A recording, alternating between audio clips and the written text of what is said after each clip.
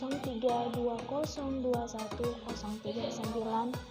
Prodi Nurse tingkat 1. Saya pelajar di Istiqlal Santa Elizabeth Medan.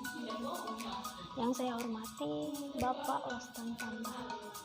Di sini saya akan menerangkan mengenai tentang materi ejaan bahasa Indonesia.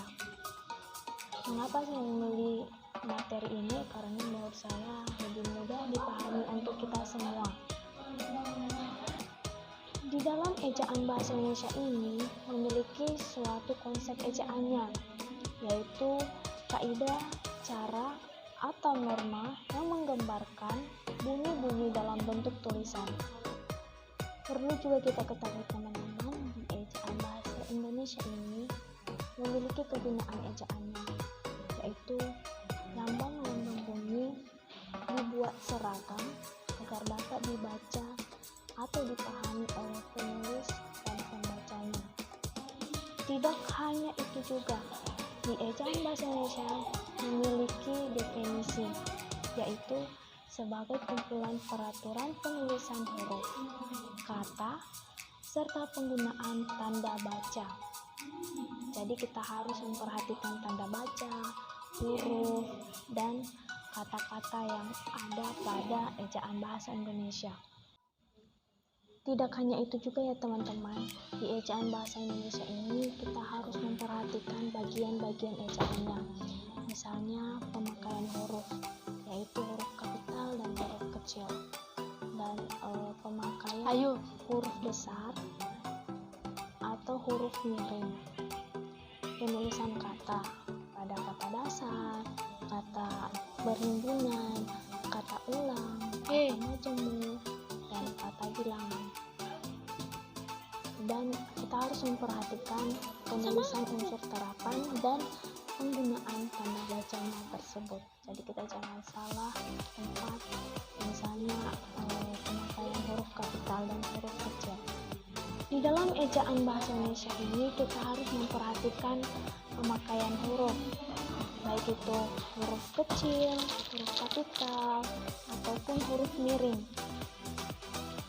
Baik, saya akan menjelaskan pertama dulu penggunaan pemakaian huruf.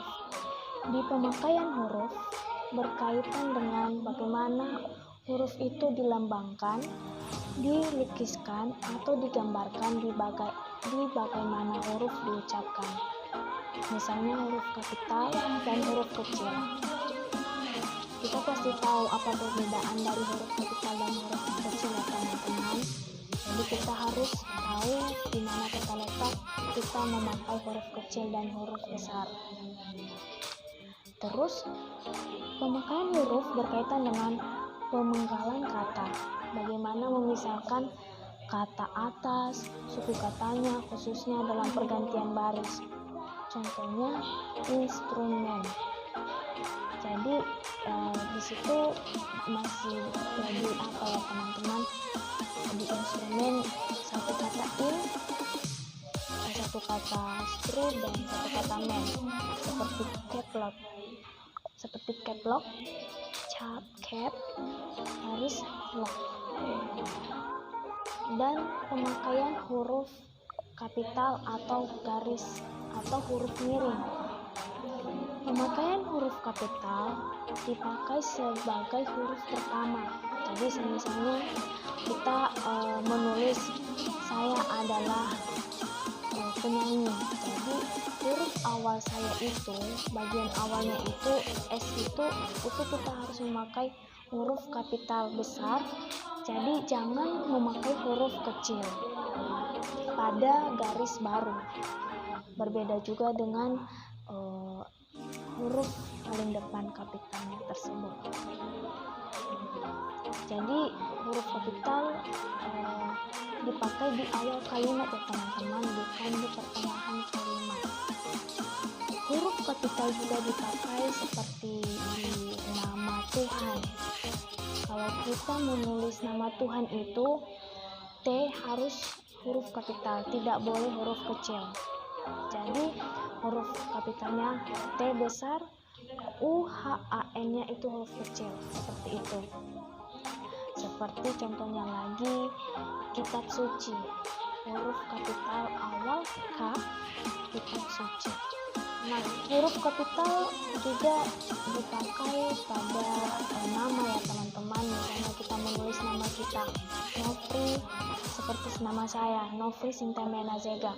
Jadi saya harus memakai huruf kapital di bagian awal. Seperti Nofri, saya mengganti N itu menjadi huruf kapital. Cynthia, saya mengganti S menjadi huruf kapital. N, saya mengganti seperti gitu. Seperti gelar kehormatan, misalnya Nofri Cynthia Mena Zega SPD. Jadi kita harus memakai awal nama gelarnya itu huruf kapital. Jadi kita harus mengganti huruf S itu menjadi huruf kapital dan PD itu huruf kecil. Sekian dari hasil paparan saya mengenai tentang ejaan bahasa Indonesia. Salam sehat untuk kita semua. Shalom.